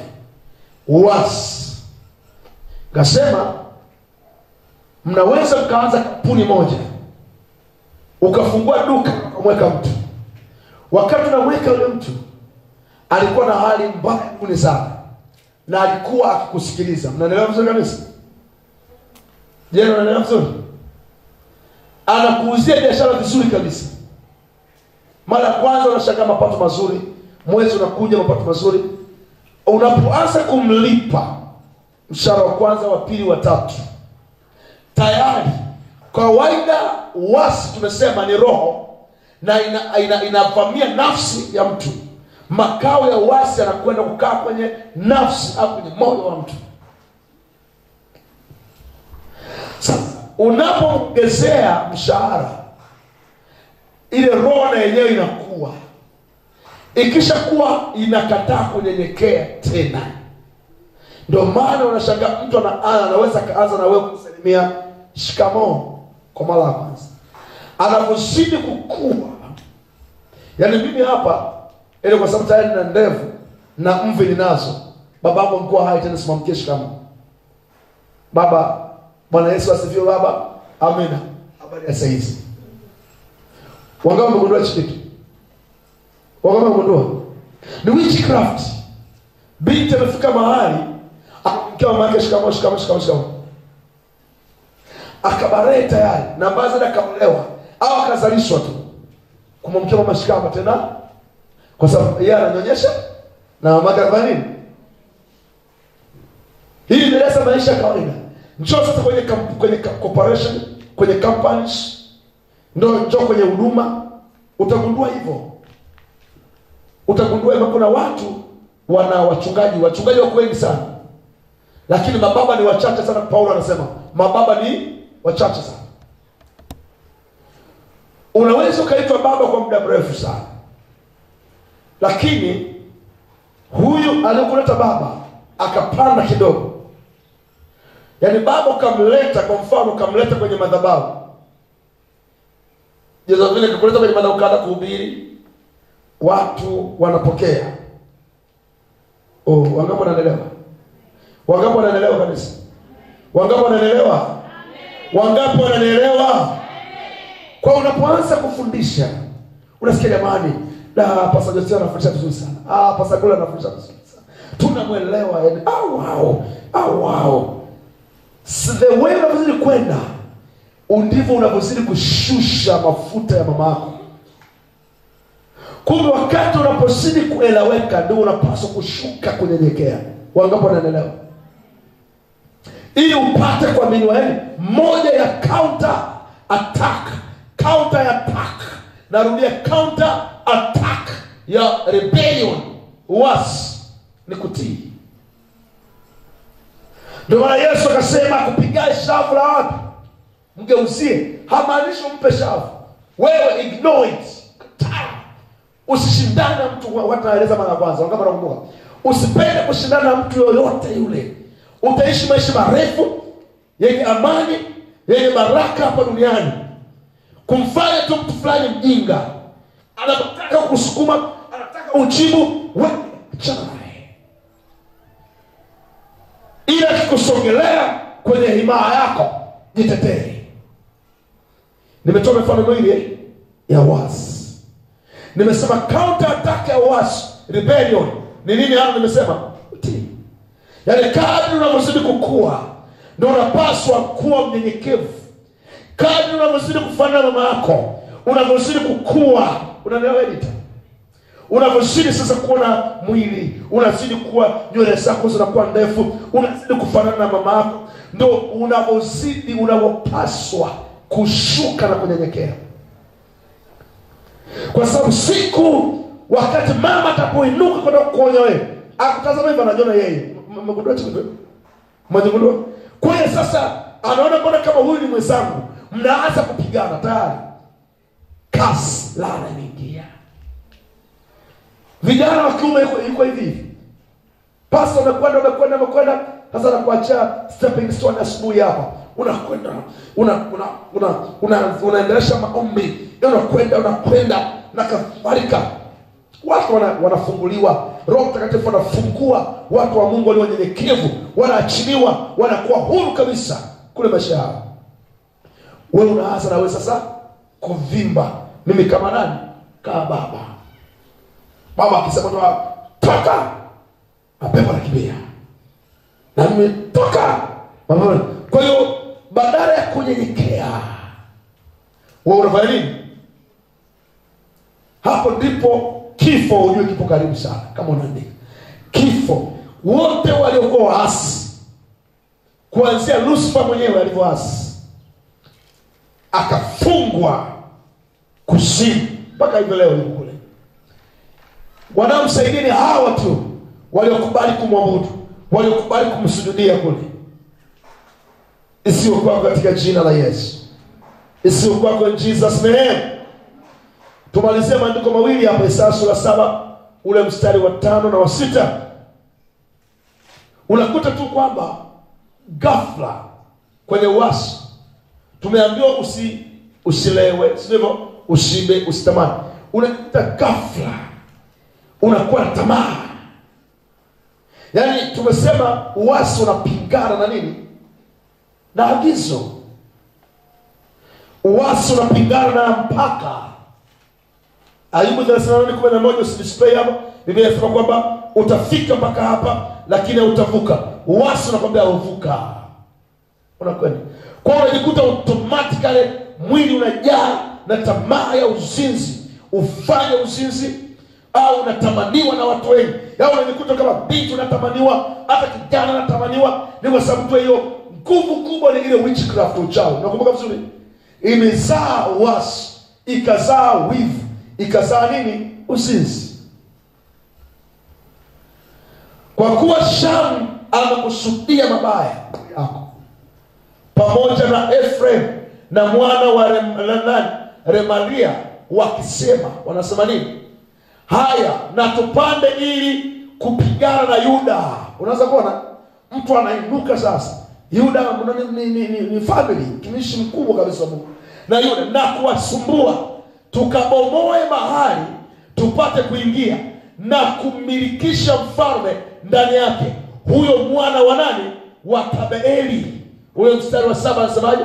Wa Tabeeli. Anasema Bwana Mungu asema hivi, neno hili halitasimama wala halita.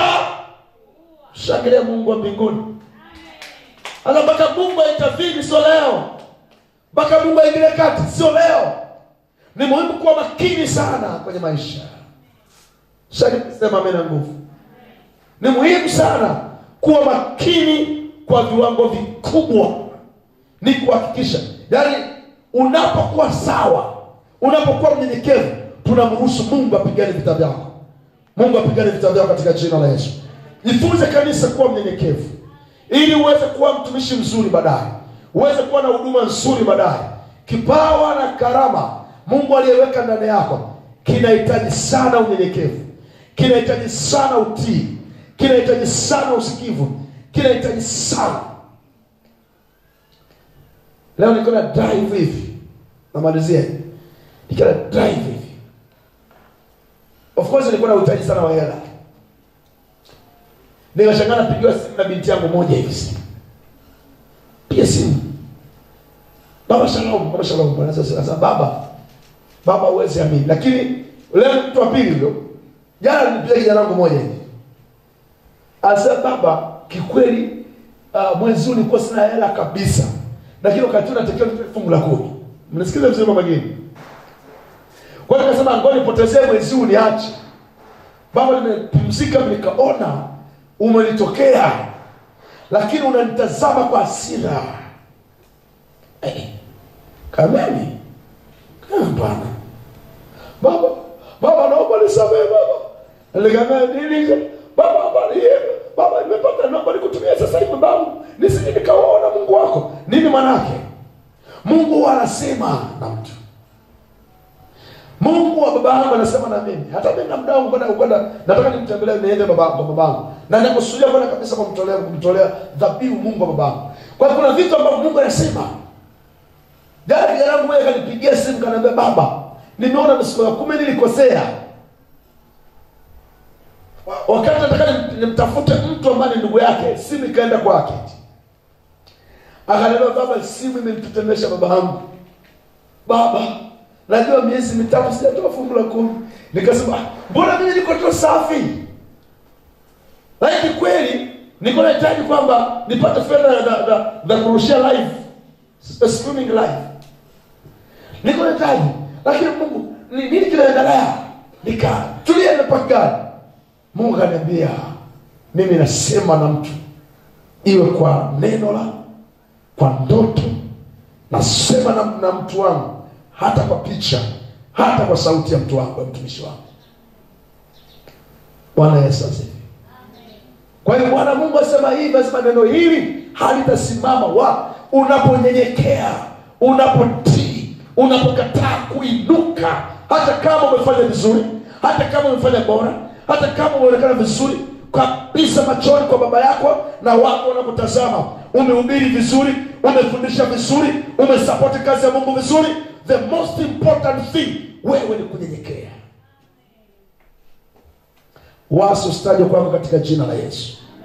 Hebu angalia wivu, roho ya wivu hiyo. Tutaangalia sehemu ya pili, roho ya wivu.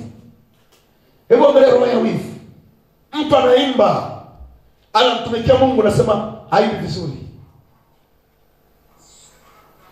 Wivu kuvaa ni hali mbaya sana kwenye maisha, hasa wa mama. Hiyo roho ndio inawakamata, kwa sababu anajua shetani, anajua yaani shetani, wewe mwanamke na shetani damu, kwa sababu si wote wapo katika roho. Mwanamke ametokana mavumbi, si unajua? Mimi mpaka nimpate huyo jamaa, nataka niingie kwenye ulimwengu wa roho. Talai. Na yeye mwanamke wala usiku muda mrefu kufanya umekutana naye rafiki yako. Yule jamaa alikwambia njoo kula tunda. Ndio wanashangaa wanawake wengi wanakumbwa na mapepo.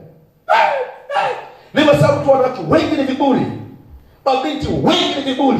Wamama wengi ni viburi. Roho ya wasi mwanamke kivamia ngumu. Kwa sababu lazima kwenye wasi mwanamke ukimpata lazima number 1 atatengeneza kundi lake. Atakuwa na makundi. Ambaye roho ya Yezebeli anazaa watu, anazaa vibinti. Mnakumbuka Ezekiel 19? Anazaa. Ni wasi kabisa, unashangaa. Mama kama ni kiongozi anagaa wenzake, ana watu wake. Utashangaa tu. Shangaa tu. Huyu mama ana watu wake wako sehemu fulani. Na hao wanapiga simu, anawatembelea. Yuko nao pamoja. Wako hivi. Roho ya wasi pale. Na mwisho wa siku haiishi pale. Ndio inasababisha inakwenda sasa kwenye wivu, inakwenda sasa kwenye uzinzi. Unashangaa watu ni wabaya. Msiwe nini katika jina la Yesu. Alinielewa, sema amen. Amina. Hebu nisaidie kusema Bwana Yesu. Ninatangaza jioni leo kufanyika mtu ambaye mwenye nguvu ya kuomba. Biblia inasema Mathayo sura 5 na ule mstari wa 27, ninatangaza leo kuwa mtu wa maombi dhidi ya kila falme, dhidi ya kila roho ya uzinzi, roho ya uasi, kwa jina la Yesu. Roho ya uasi, roho ya wivu, na ikataa leo, jioni ya leo na siku ya leo. Nasema na anga, ewe malkia wa anga, kwa jina la Yesu natangaza leo, hautaniweza. Roho chafu uliwahi kutupa, wewe nimeunganishwa nayo kwa kujua au kutokujua, na ikanse, na ikata leo kwa jina la Yesu. Na ikata leo kwa jina la Yesu, kwa jina la Yesu, kwa jina la Yesu. Na ikata leo, na ikata leo. Roho ya wasi, roho ya wasi, roho ya wasi, roho ya wasi, kwa jina la Yesu natangaza leo, na yaribu leo kwa jina la Yesu. Hebu tapiri, tamka neno hili moja. Baba, katika jina la Yesu natamka nguvu na ubora kushinda ulimwengu wa wasi, katika jina la Yesu, katika jina la Yesu Kristo, kwa jina la Yesu Kristo. Rikarama sakataba, kwa jina la Yesu Kristo nakataa hiyo spiriti, na vunja hiyo roho kwa jina la Yesu. Roho ya wasi, roho ya uzinzi, roho ya wivu, kwa jina la Yesu takakataa kwa jina la Yesu Kristo. Ritakaraba boliko hodi, takasakataba, katika jina la Yesu natamka leo kwa damu ya mwana kondoo, nguvu zote za kichawi, ulimwengu wa kichawi, roho za uovu nazikataa kwa jina la Yesu Kristo, kwa jina la Yesu.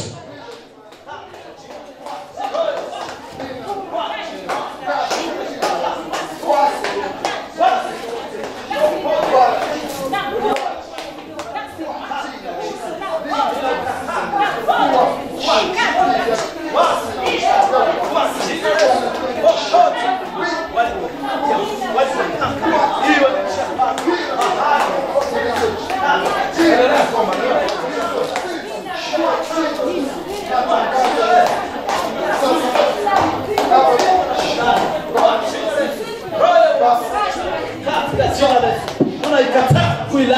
kwa jina la Yesu. Wovu wa uchawi ambapo uliachiliwa popote pale ulipotamkwa katika jina la Yesu. Wasi kwenye maisha yetu, wasi kwenye uzao katika jina la Yesu. Roho ya wasi tunaikataa na kuilani popote pale adui alipotamka, adui aliposimama atamka hizo ishara zake katika jina la Yesu. Leo tunazikabili popote pale, hiyo liko dhabihu, hiyo liko matamko yalitolewa yakaachiliwa katika jina la Yesu. Tunakataa na kulani hiyo roho ya wasi, tunaipinga na kuifuta katika jina la Yesu. Haitataja kwenye maisha yetu, haitataja kwenye mzazi wetu katika jina la Yesu. Nguvu ya wasi na uchawi kwa jina la Yesu Kristo tunalani katika jina la Yesu. Roho sawa, roho sawa katika jina la Yesu. Katika jina la Yesu tunasema popote pale uchawi wa ngani, uchawi wa bahari, uchawi wa chikavu katika jina la Yesu. Popote walipotamka wakaachilia uchawi wao, wakatamka nyuma ya maneno yao tunasema tunakataa na roho ya wivu, roho ya wivu, roho ya uzinzi katika jina la Yesu. Uovu na uchawi tunakataa katika jina la Yesu. Waachilie kwa jina la Yesu, kwa jina la Yesu. Lete kama ulani ramba yokasika Yesu, kwa jina la Yesu, katika jina la Yesu. Tunaufuta katika jina la Yesu. Uchawi tunaukataa kwenye vizazi vyetu katika jina la Yesu. Hiyo nguvu ya uchawi, hiyo nguvu ya wasi, hiyo nguvu ya uchawi, hiyo nguvu tunailani kupinga katika jina la Yesu. Tunakataa kwa jina la Yesu, kwa jina la Yesu, kwa jina la Yesu. Ukataa katika jina la Yesu. Hataita kuvamia, hataita kupata kwa jina la Yesu, kwa jina la Yesu. Bwana wa anga, wewe tunani kwa jina la Yesu. Bwana mchawi, Bwana mchawi kwa jina la Yesu.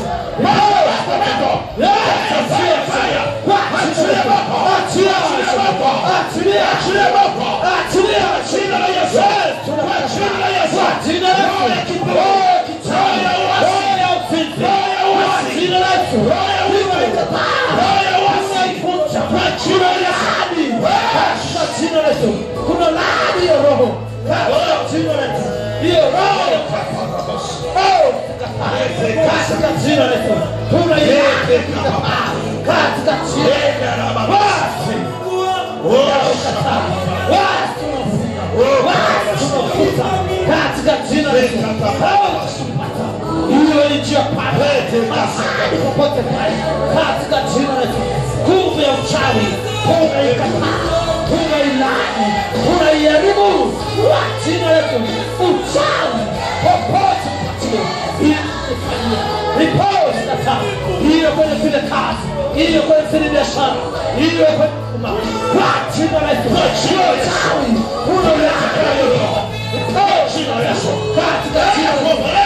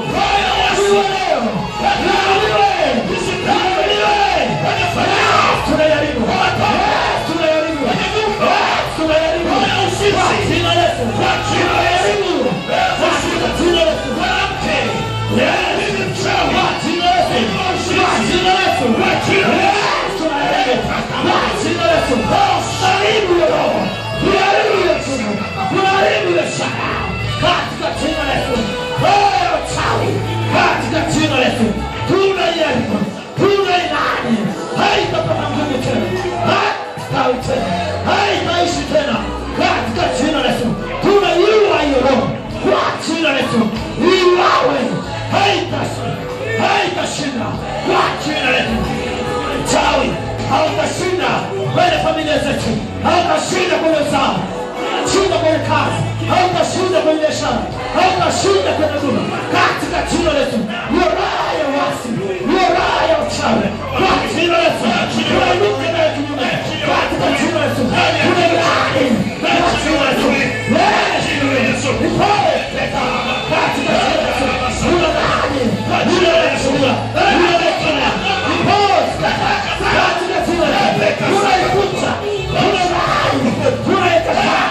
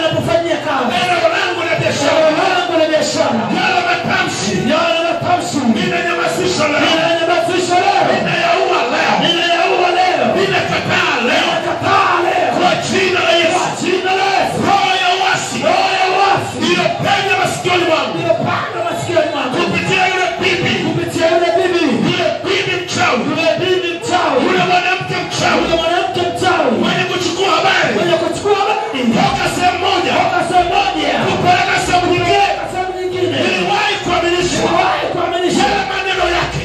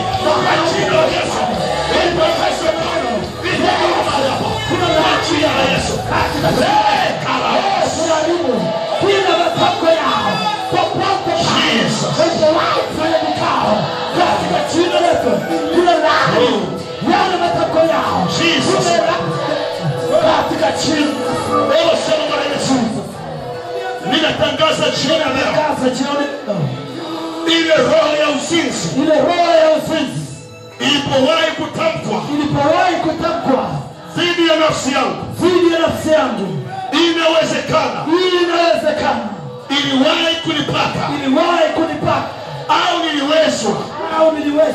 Natangaza jioni ya leo, Yesu umeshinda pale Kalvari ili mimi niwe hai. Uzinzi usio sehemu yangu katika jina la Yesu. Ninatubu dhambi hiyo, iwe nimeisikia au niliwahi kupita. Ninatangaza jioni leo, andika jina langu kwenye kitabu cha uzima. Futa majina yangu yote kwenye kitabu cha hukumu katika jina la Yesu. Nasema na roho inasimamia uzinzi, mwanamke mchawi unasimamia usherati, leo nakulani kwa jina la Yesu. Sema katika jina la Yesu. Huyo anasimamia tena mwanamke mchawi katika jina la Yesu. Wewe unasimamia uchawi, unasimamia katika jina la Yesu. Kwa jina la Yesu. Huyo ni angani na baharini, nakusha leo kwa jina la Yesu.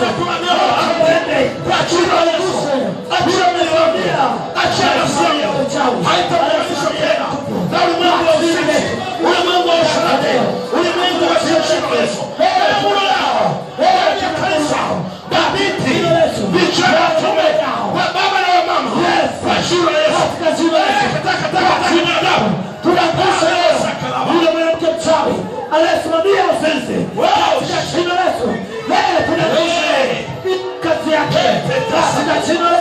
Piga makofi kwa jamii. Shema natoka kwenye vitu vyao. Natoka kwenye vitu vyao. Kwa jina la Yesu. Natoka kwenye vitu vyao. Natoka kwenye vitu vyao. Ishara yote iliyofanywa ili mimi niwe kwenye ulimwengu wa usiku. Kwa jina la Yesu. Kwa ishara haitafanya kazi. Naamuru kuanzia leo. Naamuru kuanzia leo. Naamuru simu ya gani. Naamuru simu ya ishara. Naamuru simu ya baharini. Kwa jina la Yesu. Hata niona tena. Mimi ni mali ya Yesu.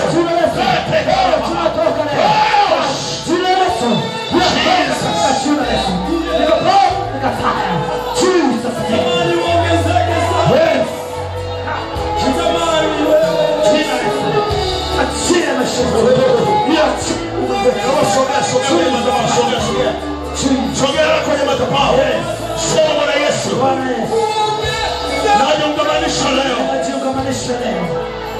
na madhabahu ya urejesho. Kanisa nzuri la Victory. Katika jina la Yesu. Ninatangaza leo. Kila nilichokitamka. Ambacho kilinitesa. Miaka mingi iliyopita. Siku nyingi zilizopita. Ambazo zilisimamiwa na nguvu za kiganga. Nguvu za kichawi.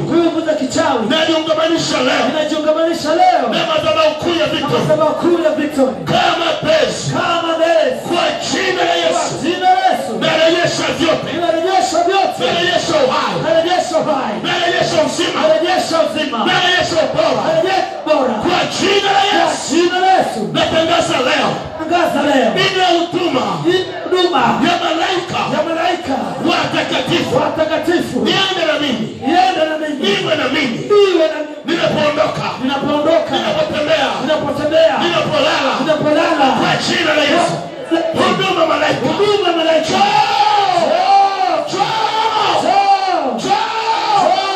Kwa jina la Yesu.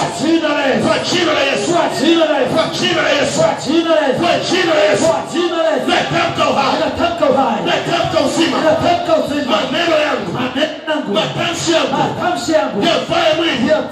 Sasa na Yohana 1:14. Kwa jina la Yesu. Amen.